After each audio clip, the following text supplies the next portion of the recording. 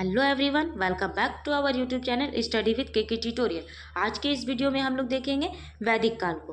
वैदिक काल में आज हम लोग टोटल 7 पॉइंट्स देखेंगे। पॉइंट्स नंबर 1 है प्रस्तावना, वैदिक साहित्य, राजनीतिक स्थिति, सामाजिक स्थिति, आर्थिक स्थिति, धार्मिक स्थिति एंड देन निष्कर्ष। पॉइंट नंबर 1 में आते हैं प्रस्तावना। सिंधु घाटी सभ्यता के पतन के बाद भारत में एक नई सभ्यता का विकास हुआ जिसे वैदिक काल कहा जाता है। यह काल 1500 ईसा पूर्व से लेकर के 600 ईसा पूर्व तक माना जाता है। तो सिंधु घाटी के पतन के बाद भारत में एक नई सभ्यता का विकास हुआ था जिसे वैदिक काल कहा जाता है और इसका टाइमलाइन 1500 ईसा पूर्व से लेकर के 600 ईसा पूर्व तक माना जाता है। इस सभ्यता के निर्माता आर्य थे। आर्य शब्द का अर्थ होता है श्रेष्ठ या उत्तम। तो इस सभ्यता के निर्माता आर्य को माना जाता है और आर्य शब्द का अर्थ होता है श्रेष्ठ या उत्तम।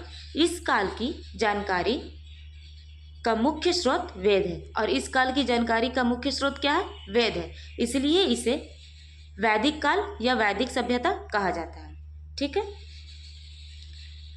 इसे 2 भागों में बांटा गया है। ऋग्वेद काल जो 1500 ईसा पूर्व से लेकर के 1000 ईसा पूर्व तक माना जाता है। इस समय केवल ऋग्वेद की रचना हुई थी और ऋग्वेद काल में सिर्फ ऋग्वेद की रचना हुई थी। दूसरा है उत्तर वैदिक काल। उत्तर वैदिक काल जो 1000 बीसी से लेकर के 600 बीसी तक माना जाता है, इसका टाइमलाइन।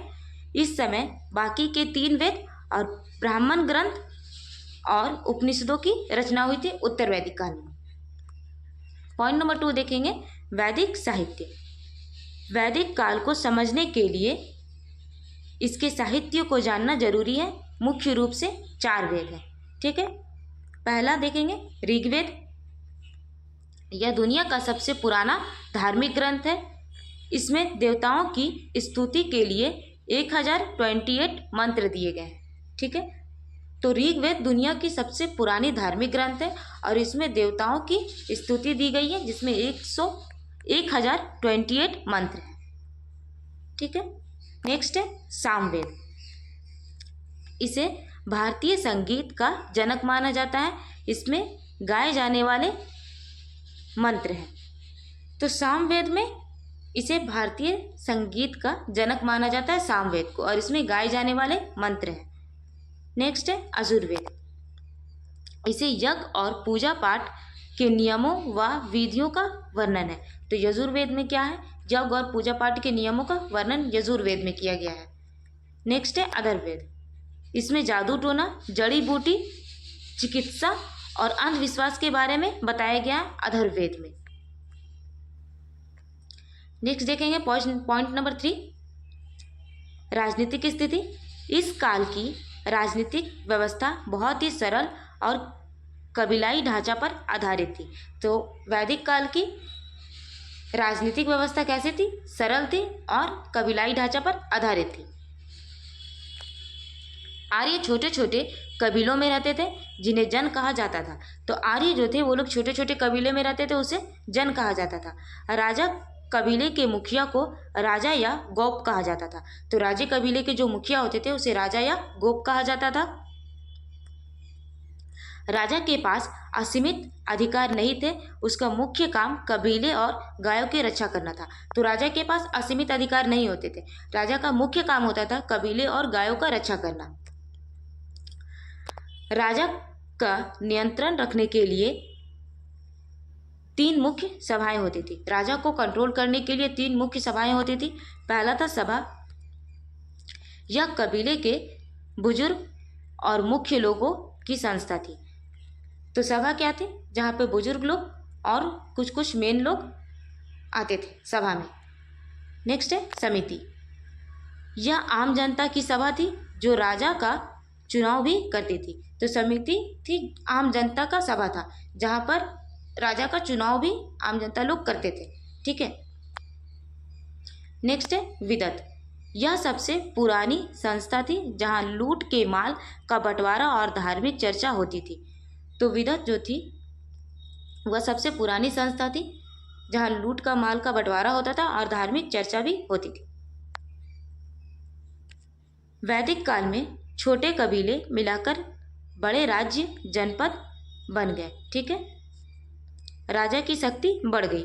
तो उत्तर वैदिक काल में क्या हुआ, छोटे छोटे कबीलों को मिलकर बड़े राज्य बन गए, जिसे जनपद भी कहा जाता है, और राजा की शक्ति बढ़ गई उत्तर वैदिक काल में। नेक्स्ट देखेंगे हम लोग सामाजिक स्थिति। वैदिक समाज का ढांचा परिवार और कबीले पर टिका हुआ था। तो वैदिक समाज का ढांचा परिवार और कबीले पर टिका हुआ था। पितृसत्तात्मक समाज, परिवार का मुखिया पिता होते थे, जिसे कुलप कहा जाता था, और समाज पुरुष प्रधान होता था। ठीक है, तो पितृसत्तात्मक मतलब क्या होता है, समाज जो होता था वह पुरुष प्रधान होता था, जहाँ पे सारे मेन डिसीजन पुरुष द्वारा ही लिए जाते थे, और परिवार का मुखिया पिता होते थे। वर्ण व्यवस्था ऋग्वेद काल में। वर्ण व्यवस्था कर्म मीन्स काम पर आधारित होती थी। एक परिवार के लोग अलग अलग काम कर सकते थे। समाज में 4 वर्ण थे, ब्राह्मण, क्षत्रिय, वैश्य और शूद्र। ठीक है, तो एक परिवार के लोग अलग अलग काम कर सकते थे, और समाज में 4 वर्ण थे, ब्राह्मण, क्षत्रिय, वैश्य और शूद्र थे। ऋग्वेद काल में महिलाओं की स्थिति बहुत अच्छी थी। उन्हें शिक्षा का अधिकार था। वे यज्ञों में भाग लेती थी, और बाल विवाह व पर्दा विवाह प्रथा नहीं था। तो ऋग्वेद काल में महिलाओं की स्थिति बहुत अच्छी थी। उन्हें शिक्षा का भी अधिकार था, वे यज्ञों में भाग भी लेती थी, बाल विवाह व पर्दा विवाह नहीं था ऋग्वेद काल में। उत्तर वैदिक काल में वर्ण व्यवस्था जन पर आधारित होती थी। तो उत्तर वैदिक काल में जो वर्ण व्यवस्था वह जन पर आधारित होती थी। छुआछूत, ऊंच नीच की शुरुआत यहीं से हुई। उत्तर वैदिक काल में महिलाओं की स्थिति में थोड़ी गिरावट आई। तो छुआछूत, ऊंच नीच की शुरुआत यहीं से हुई उत्तर वैदिक काल से, और उत्तर वैदिक काल में महिलाओं की स्थिति में गिरावट आई। नेक्स्ट पॉइंट नंबर 5 देखेंगे, आर्थिक स्थिति। आर्यों का जीवन मुख्य रूप से ग्रामीण था, और उनकी अर्थव्यवस्था के 2 मुख्य आधार थे। तो आर्यों का जीवन का मुख्य रूप क्या था, ग्रामीण था, और उनकी अर्थव्यवस्था के 2 मुख्य आधार थे। पशुपालन ऋग्वेद काल में पशुपालन मुख्य व्यवसाय था। तो ऋग्वेद काल में पशुपालन मुख्य व्यवसाय था। गाय को सबसे पवित्र और कीमती संपत्ति माना जाता था। गाय के लिए युद्ध भी होती थी। तो गाय को सबसे पवित्र माना जाता था, और इसके लिए युद्ध भी होती थी। नेक्स्ट है कृषि। शुरुआत में कृषि का स्थान दूसरा था। तो शुरुआत में कृषि का स्थान क्या था, वह दूसरा था। लेकिन उत्तर वैदिक काल में लोहे की खोज के बाद खेती मुख्य व्यवसाय बन गई। लेकिन उत्तर वैदिक काल में लोहे की खोज के बाद खेती जो है मुख्य व्यवसाय बन गई। वे जौ, गेहूं, चावल उगाते थे। ठीक है, व्यापार मुख्य रूप से वस्तु विनिमय, यानी एक सामान के बदले दूसरे सामान देकर होता था। तो व्यापार कैसा था, एक सामान लेते थे और दूसरे सामान देते थे। नेक्स्ट पॉइंट नंबर 6 देखेंगे, धार्मिक स्थिति। वैदिक काल के लोग प्रकृति की पूजा करते थे। आर्य लोग बिजली, बारिश, आग, हवा और सूर्य जैसे प्राकृतिक शक्तियों से डरते थे और उनकी पूजा करते थे। तो उत्तर वैदिक काल में प्रकृति की पूजा होती थी, और आर्य लोग बिजली, आग, हवा जैसे प्राकृतिक शक्तियों से डरते थे और उसकी पूजा करते थे। मुख्य देवता क्या थे, इंद्र। ऋग्वेद काल के सबसे महत्वपूर्ण देवता जिन्हें युद्ध और वर्षा का देवता माना जाता था। ठीक है, तो ऋग्वेद काल के सबसे महत्वपूर्ण देवता इंद्र थे, और इन्हें युद्ध और वर्षा का देवता भी माना जाता था। नेक्स्ट है अग्नि।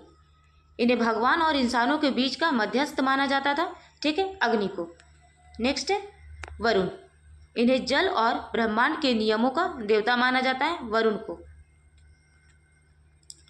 उत्तर वैदिक काल में, इस काल में इंद्र और अग्नि का महत्व कम हो गया और नए देवता जैसे प्रजापति, सृष्टि के निर्माता विष्णु और रुद्र शिव मुख्य देवता बन गए। ठीक है, तो उत्तर वैदिक काल में मुख्य देवता प्रजापति, विष्णु, शिव ये सब बन गए थे।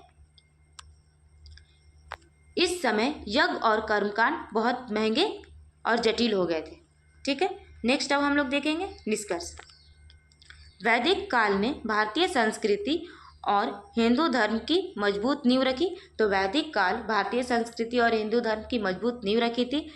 यह ऋग्वेद काल अपनी सादगी, जहाँ ऋग्वेद काल अपनी सादगी, समानता और प्राकृतिक प्रेम के लिए जाना जाता है, वहीं उत्तर वैदिक काल ने भारत को विशाल भौगोलिक पहचान, लोहे की तकनीक और एक जटिल सामाजिक व्यवस्था दी। ठीक है, तो जहाँ ऋग्वेद काल अपने सादगी और प्राकृतिक प्रेम के लिए जाना जाता है, वहीं उत्तर वैदिक काल भारत को एक विशाल भौगोलिक पहचान, लोहे की तकनीक और जटिल समाज की व्यवस्था दी थी। ठीक है, आज भी भारतीय समाज के रीति रिवाज, योग, दर्शन इसी वैदिक काल की देन है। ठीक है, तो आज भी भारतीय समाज में कुछ कुछ रीति रिवाज देखने को मिलता है। ठीक है, तो वैदिक काल आज कंप्लीट हो गया। नेक्स्ट वीडियो में हम लोग जैन धर्म को देखेंगे। तो अगर आप लोग को मेरी चैनल पसंद आई हो तो सब्सक्राइब करें एंड वीडियो को लाइक करें। Thank you for watching this video.